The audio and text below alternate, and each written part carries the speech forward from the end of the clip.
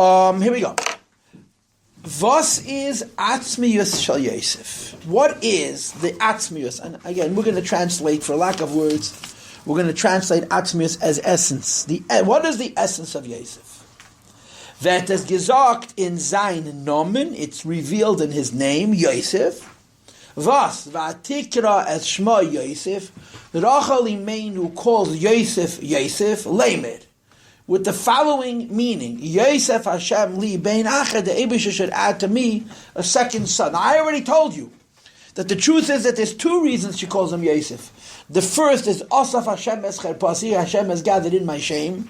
And the second is I should have a second son. But the Tzemach does haste. In Yanei Shal Yosef is the concept of having a child whose name is Yosef, and the essence of the personality of Yosef is that I should have another son. Okay? So, next underline, you know how this works, girls, right? We read only underline. From them, was Yosef is Lamed. Since Yosef's idea is, Yosef Hashem li bein ached, that Hashem should give me a second son, is move on. It's implicit, it's understood. As das is nit ben stam, it doesn't mean an ordinary son, nor ben ached, an other type of son. In other words, if Rachel wants to say that Hashem should give her another son, it should say, Yosef Hashem li bein. I have one, I want another. She doesn't say, Yosef Hashem li bein, Hashem should give me a son. She says, Yosef Hashem li bein ached, Hashem should give me another son. So the Tzemach Tzedek makes a big deal out of this allusion to ached. And what does he say? That the ached means a special type of son. Now let's keep reading, okay? As von ached soll man machen aben. You take somebody who's in the category of ached, that means to say he's not in the holiest of conditions, and you make him into a son. Von a Yidden welche is an ached. You take a Jew who's in the category of an alien, outside. Sein Hanhaga is a Hanhaga achedes von Yiddishkeit. His behavior, his conduct is a different type of conduct than the conduct of Yiddishkeit. Bizrachmana litzan, to the extent that, God forbid, in ganzen ached, he's completely foreign. She'einei tzad kedusha is the opposite of the side of holiness. Dachmen von ihm machen aben, and from him you have to make a son. A yid was in ihm zetzich, that this person who before was an ached, was totally alien, you should see in this person as there is a ben bonim atam Hashem lekeichem, there is a child of HaKadosh Baruch. Now in the bracket, the next paragraph, which I'm not going to read, the Rebbe gives, you know who he means? He means people like Yeravim ben Nevat. Yeravim ben Nevat was one of the worst Jews who ever lived. And the Tzemach Tzedek writes that when Rachel says Hashem should make from Achad a ben, she means to say that the worst kind of a Jew should become a ben, should become a child of the Eibishter. I was just in Shul Shabbos. I'm sorry, but I don't remember the name. I have a friend who's a shliach in California who told me a story that there was a fellow who was a former yeshiva bacher, mamish, a former yeshiva bacher, who was big, very learned, who was a real apokaitis, a real heretic. Heretics are not a dime a dozen. Yeah. You don't become a heretic because you don't like God. You become a heretic because you're educated. He was called Shano Pirish. He learned Torah. He knew his stuff, and he went in from Yiddishkeit. And he had a daughter who lived in the same city where he was a shliach. So he would visit. Imagine a very, very prominent man who once was a big Orthodox rabbi, and now he's angry at God and the whole thing. And he would visit California where his daughter lived. So this shliach called up Rabbi Krinsky, and he said to Rabbi Krinsky, how am I going to deal with this? I have this guy here. He's a big scholar, but he doesn't believe in anything. Anyway, the end of the story is, by this time this guy died, he had completely changed. He was so taken by shlichus, he became a new man. He pushed an old guy who had once been in yeshiva, and he was a lamdan, he was a learned man, had gone away from everything, was an anti-religious kind of a Jew, and in some place in the boondocks, literally, in eastern California, where nobody goes, he met a shliach, and it moved him, and it changed him. It changed him to such an extent that he started putting pressure on his daughter that she should become more religious. You take somebody who's ached, who seems to be so far away from what Yiddishkeit is supposed to be, and you make from him into a son for HaKadosh Baruch Hu. The Rebbe says that's the concept of Yosef HaTzadik. So the Jewish people are going out into the desert, and what do? They take along Atzmas Yosef. Let the Rebbe talk. Second column, page 87. Girls, for those who are new here, we read only the underline. If you'll follow what I underlined, you won't get lost. Und der Inyan is negei beim Ereiskin from Mitzrayim. In as much as the Jewish people leaving Egypt, this becomes important. Und als hachona lazeh, and as a preparation to the fact, was demolt by Yitzias Mitzrayim, because when we left Egypt, is nizgala gevaran b'chol ha'olam. It was revealed in the world, hakiyum bepeil u'begalu. The actualization, in an actual and a revealed way, von dem onzog shalach es bni, send out my child. In other words, as Yidden seinen bonim, that the Jewish people are the children of God. We're not just the servants of God, the worshippers of God, we're the children of God. Und the Rebbe accordingly, midase shal HaKadosh Baruch Hu mida keneged mida, since we know that everything Hashem does follows a pattern of measure for measure, and when we left Egypt, the Torah tells us we became known not as the nation of God, but the children of God, is by Ma'rois came from Mitzrayim, when the Jewish people left Egypt, when we left Mitzrayim, we were not only the people of God, the nation of God, the community of God, but the children of God. So we took along the remains of Yosef, the essence of Yosef. What is that? Ayid macht esotzu kommen nochaben from the Mebish. We are children of Hashem. We take along the essence of what Yosef Atzadik teaches. What does Yosef Atzadik teach? To make another child for Hashem. Unedaftos peil sein afilu eifazah. The influence has to be even on somebody.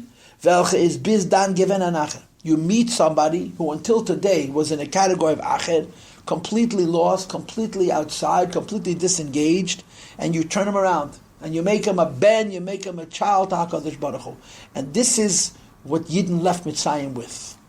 We became the children of HaKadosh Baruch Hu when we left Mitzrayim. We took along the idea of Yosef, that you can make somebody else the child of Hashem, including somebody who's in the category of an acher. Turn the page, please. Let's go to page 89. Okay?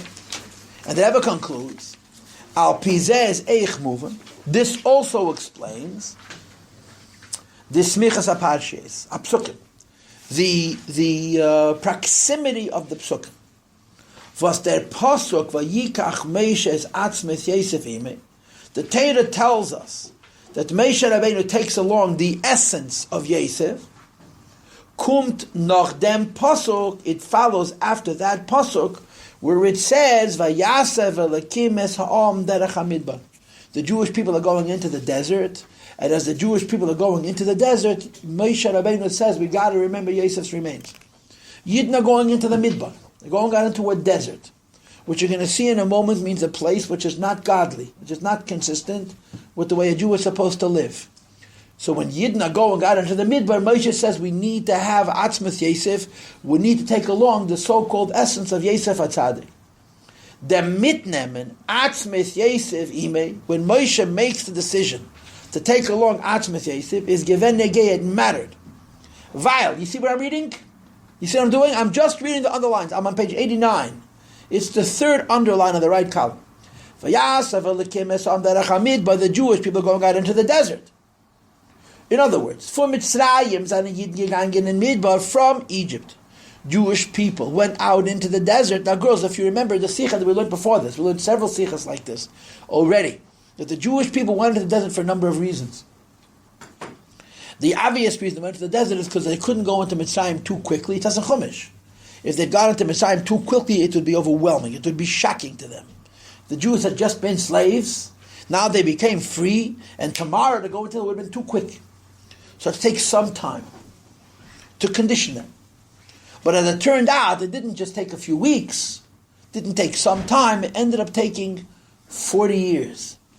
So the original plan was, it would take them 11 days. They would go around the desert, and they would come in from the east. Right? Again, as I discussed it with you in a previous class, if you could visualize a map, the top of Egypt is directly beneath the bottom of Israel. You can go straight up. If you go to the eastern edge of Egypt, right, where it's near the Mediterranean. You can go straight up from the top of Mitzrayim into Eretz Yisrael. They didn't go that way, they went around. But even the going around could have been done in a couple of weeks, in a very short time. It ended up taking 40 years, pardon me. And of course, why did it take 40 years? Because we made some mistakes, right? There was the Meraglim, there was Koach, there was all kinds of stuff, which caused the Yidden to spend 40 years in the midbar. So the Rebbe told us in an earlier Sikha that these 40 years may have been a punishment, but these 40 years also had a great advantage, because during those 40 years we were so-called, so to speak, out of the world, and we elevated the world. So the Rebbe says, this is why you need Yosef. If you're going to be in the world, you need the koach of Yosef HaTzadik. I'm reading again from the beginning of that paragraph. The Jews are going into the desert. From Mitzrayim and the Yidden gegangen in the midbar from Egypt. The Jewish people went out into the desert, which is called midbar HaGadol VaHaneda, the great and awesome desert, which is Nachash, Saraf, Va'akrav, where you have venomous snakes and fiery snakes and scorpions. It's a place of death. Vitzimoin and desolation, Hashe'ein Moim, there's no moisture. Moisture is associated with Torah. Moisture is associated with life. A desert is a place where there's very, very little life. Right? There's very, very little life. There's very, very little moisture. And there is all kinds of negative forces that are representative of spiritual ills. It says, Amakim sakana begashmis, it's physically dangerous. Vasas Amakim sakana beruchnis, because it's spiritually dangerous. Lo yoshev adam sham, it's not a place for people to live. Amakim velcha is nit besug von yishuv, it's the desert is an environment which is not in the category of habitation. Von atem kriyam adam, you are called people. And art was kumt nit der adam ha'elyon. Jewish people have many, many allusions. And one of them is called Adam. Right? Adam. We're called Adam. Adam ish enish gever. And the meaning of the word Adam, is, one of the meanings of the word Adam is Adam le'elyon. A human being is like God. It's in the image of God. A desert is lo yashav Adam. Adam can't live there. So it's explained in Kabbalah and in Hasidus. This doesn't only mean Adam, a human being, God. There are places on this earth which are God-forsaken. And you should know that the Medrash actually says, that when Hashem created the world, Adam Arishan looked at the globe, and he said, people should live here, and people should live here, and people should live here, and people should live here, and people shouldn't live here, and people shouldn't live there. The Medrash indicates that deserts were determined by Adam Arishan. People should live here, and people should live here, and not live someplace else. And the Jewish people are in a place which was not meant for human habitation. So when you go to a place which is not meant for human habitation, which means spiritually it's not meant for divine habitation, Hashem isn't there. So you're far away. You're in a remote place. So the Rebbe says, Ken dort treffen a Yid. Ken dort treffen. It's possible that it should happen in such an environment. As a Yid soll nicht beistehen den Nisyonis. And a Jew should now be able to withstand the tests. Which you have in that place. You go to such a place and you become lost, God forbid. Says the Rebbe, so you take along Atzmes Yosef, the essence of Yosef. The avoido nesinas keach von Yosef li havaya li beinacher, the work and the strength that comes from Yosef. What is the koach of Yosef? From the Maimed de Matzah Shalacha, you find a Yid who's unfortunately in a condition of acher.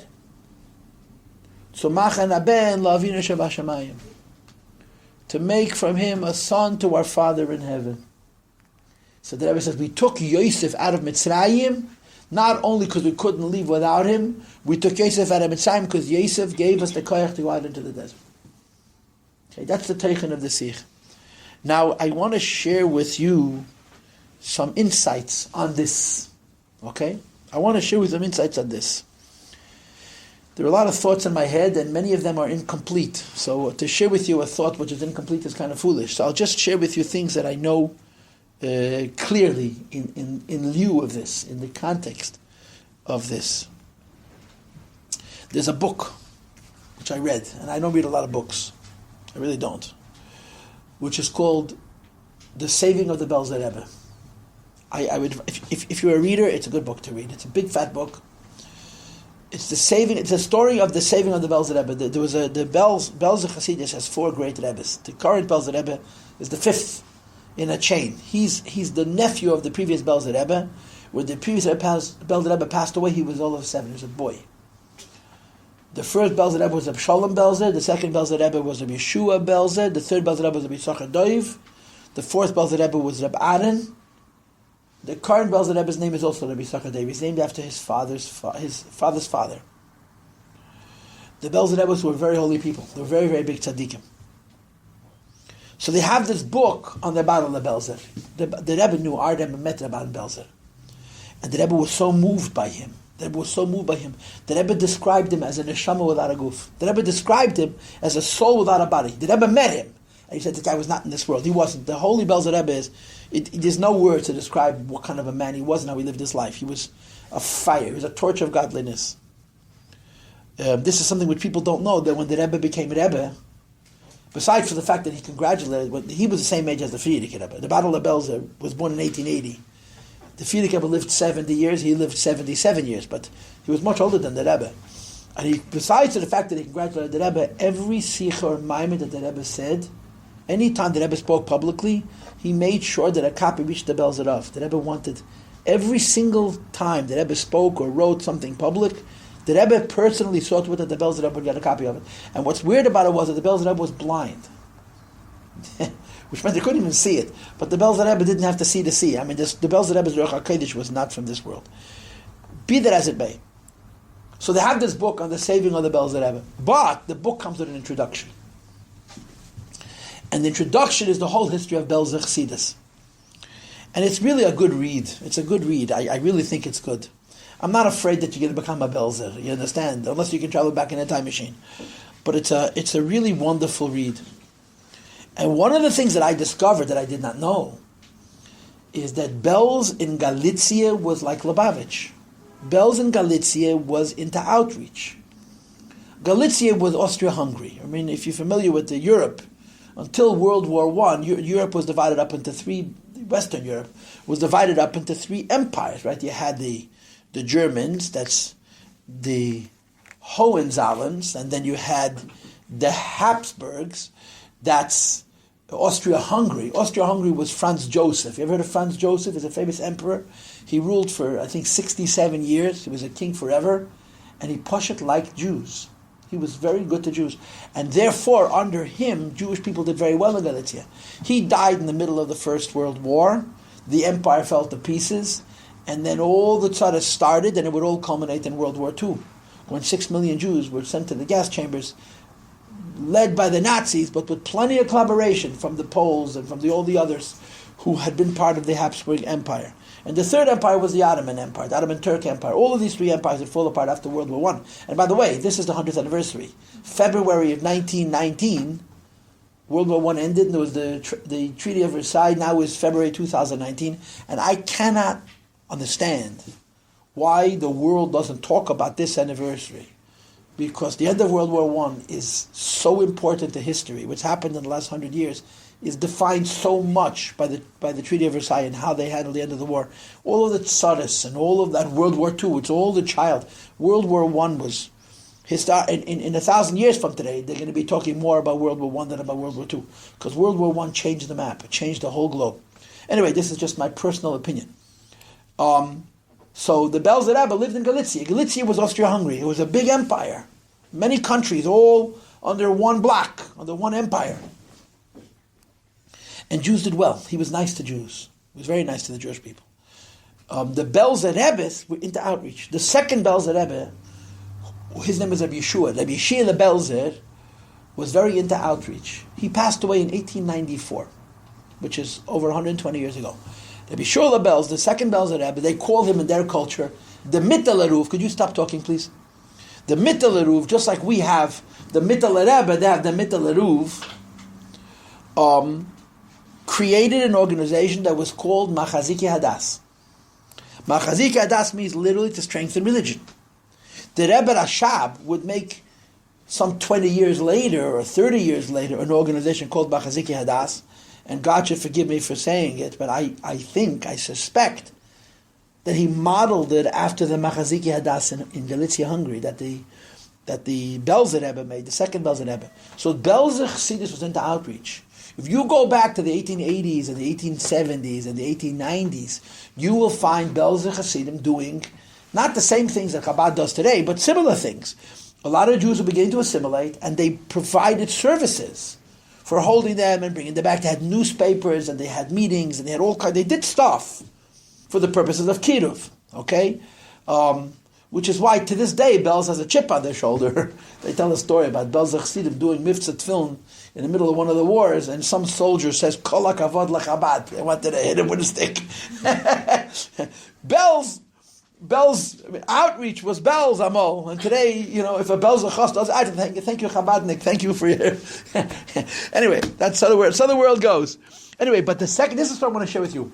The second Belz Rebbe was visited by a delegation of Jews from America. This says in this book that I'm sharing with you, The Saving of the Belz Rebbe. That's why I read this. I wouldn't know it otherwise. Jews came to America after the Civil War. 1870s, 1880s, 1890s. By the time you get the late 1880s, 1890s, you have over 1 million Jews here, maybe 2 million Jews living in America. And they came here to get away from pogroms, they came here to get away from violence, they came here to get away from poverty, they came here to get away from anti-Semitism. And they didn't only leave Europe, they left religion, they left everything. And American Jews realized that if they don't bring rabbis here, they have no future. So the story is that they came to the Belz Rebbe. This is a story that's written in this book.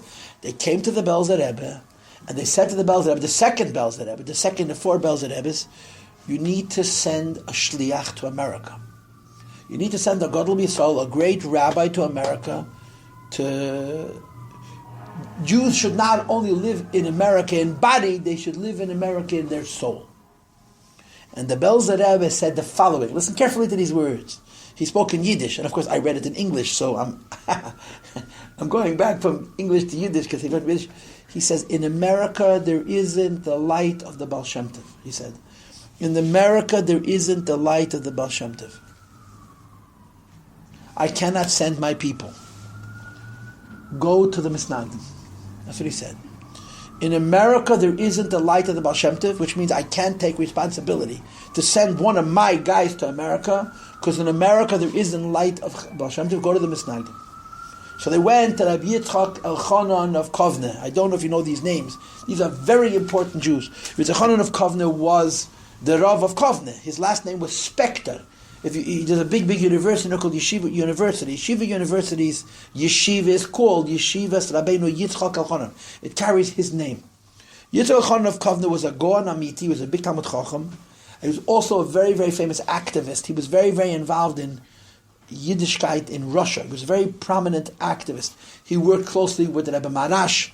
I have a friend of mine who told me that he saw a letter from the Rebbe Rashab that as long as Rabbi Yochanan was alive, he passed away in the 1890s also, as long as Rabbi Yochanan was alive, I didn't have to do anything, I could be able to trust him. But when he passed away, the Kovner Rav passed away in the 1890s, his son succeeded him, but his son did not have the same presence, or whatever it was. So the Rebbe Rashab, who was still very young himself, was only in his 30s, had to become a public servant and worry about Yiddishkeit in Russia. They came to Rabbi Yochanan of Kovner, and he sent somebody to America. His name was Rabbi Yankiv Yosef Reinis, I think that was his name was. Rabbi Yankiv Yosef Reinis. He came to New York in the 1890s. He was a god. He was a great lamb, a very, very big Talmud Chacham, incredible Talmud Chacham. He was a literature. American Jews killed him. And then 1 million people came to his funeral. American Jews, this is exactly what they are. They killed him, and then they mourned him. That's what Americans do best. How did they kill him? They fought him tooth and nail. He came here, and his big deal was kosher. His obsession was kosher. Rabbi Yankiv Yosef Reinis was kashrus. And you should know, he came here over 120 years ago. He made certain halachas, he made enactments about standards of kashrus in America that were kept to this day. He made rules about kashrus in America that nobody questions. Not Hasidim and not Misnagdim, not the modern Orthodox, not the radicals. The takonos that he made in the 1890s are kept adayei mazeh. My grandfather was involved in kashrus, so he explained to me what takonos he made. He was the first great gadol in America. But they hated him because Jews wanted, they wanted kosher style. They didn't want kosher, they wanted kosher style. They wanted to sell any meat as kosher so they could make a living but the rabbi shouldn't tell him what to do. And here the rabbi was telling him, this is kosher. He got Yifrelech. Anyway, this is the story. Now, why am I sharing this story? Because the story has a sequel to the story. Many, many years later, the Rebbe, our Rebbe, would say to someone's living here in New York, he said to him, do you know that the Baal Shem Tov is in America? The Baal Shem Tov is in America. And it's a surprise that the Baal Shem Tov is in America and you don't come to see him, you don't bring your people to see him. So this person says to the Rebbe, what are you talking about? Baal Shem Tov is not in America. He says, yeah, he lives in America. His address is 770 Eastern Parkway on the second floor. The Frierdiker Rebbe is the Baal Shem Tov. This happened 50 years after the story with the Bel Zerov happened in the 1890s, yeah? 50 years, more than 50 years. The point is that the Holy Bel Rebbe, the second of the four Bel Rebbes, said, I cannot send people to America because the Baal Shem Tov isn't here. And then 50 years later, the Baal Shem Tov came. The Frierdiker Rebbe came to America, the Baal Shem Tov came. What does this mean? It means what our Sikha is saying. The Koach, Yosef Avayali Bein Acher, the power to go to a place where you have Yidden who are in a state of Acher, they're so far away that you call them outside, behind, lost, forgotten, and bring them back requires a tzaddik. Or to say what I'm saying in other words, the idea of making a Yid who is not from, come closer to Hashem, become a Baal Tshuva, is not simply a matter of technique and skill and having a good English and having a good ability to debate. It's a spiritual koyach that has to do with, you know what the slogan of Chabad in Israel is? Mikol halev el halev shel kol Yehudi. This is the slogan of Tzach Netzro. From our whole heart to the heart of every Jew. It's an neshama. When a Yid touches a Yid, it's a neshama speaking to a neshama. The koyach for a Yid speaking to a Yid, meaning a neshama, teaching a neshama, this comes from a tzaddik. It's not just our skill and our ingenuity and our creativity and our talent and so on. These are the chitzonius details of the process and the prospect. The truth is an inyan pnimi. The truth is a spiritual koyach. And this is the koyach that a tzaddik brings. So the Bel Zerev says, there's no Baal Shem Tov in America, I can't send people. The Rebbe says a half a century later, the Baal Shem Tov came to America. And because the Baal Shem Tov came to America, you now have the ability to do this. What this Sikha is saying is Yidden took that with them from Mitzrayim by carrying Yosef's remains. When the Chumash says, Yidden left Mitzrayim, they carried Yosef's remains out of Mitzrayim, it wasn't only a technical event that the Torah is sharing with us. This is a very, very important detail in the story of the development of the Jewish people. And the message of the story is that when you go out of one environment, and you don't go into a holy environment, you go out into a desert, you need a koyach that comes from Yosef HaTzadik. And they carry Yosef HaTzadik's remains, what the Rebbe calls Atzmith Yosef, to be able to make Macher Ben. So this is another it's a story in Chumash, it's one pasuk. The Jewish people, like Egypt, they take Yosef along. What's the significance of Yosef taking along? When you go out into the world, you can't go by yourself. You can't go by yourself. B'chlal, in general, in life, you don't go by yourself, you always take from somebody else. If you know the tradition, I said this to you before in a different context, if you know the history of the Jewish people, you know that all success is rooted on the connection to the past. Nobody comes along and says, I'm an original. You know, in the secular world, everybody wants to be different. You want to be separate. You want to be an original. All Gedeli Salamitim, anybody who's a real great Jewish leader always says, my Rebbe, my predecessor, what came before me, my ability to do what I do is linked to the fact that I have a connection to my past. I mean, the Rebbe would attribute the revolution that he made to the Frierdiker Rebbe, to the previous Rebbe. I don't doubt that the Rebbe is not exaggerating and not lying, yeah, but it's the Rebbe's revolution. It's not the Frierdiker, it's the Rebbe's revolution. But the foundation of it is the Frierdiker Rebbe's. And if you would ask the Frierdiker Rebbe, he'd attribute it to his father, all the way back to the Baal Shem Tov. And the Baal Shem Tov would attribute it to Yechi Ashiloini, till Mashiach, till Moshe Rabbeinu, till the Eibishter himself. The koyach that you have to go forward has everything to do with your anchor. And that's what the Sikh is teaching us. Yidden leave Mitzrayim with the power that comes from Yosef HaTzadik. And from Yosef HaTzadik you have the Koach to be made from Menachem into a Ben. To make a Baal Tshuva Pashut. To make a Baal Tshuva. Okay. I could say more, but I'll stop.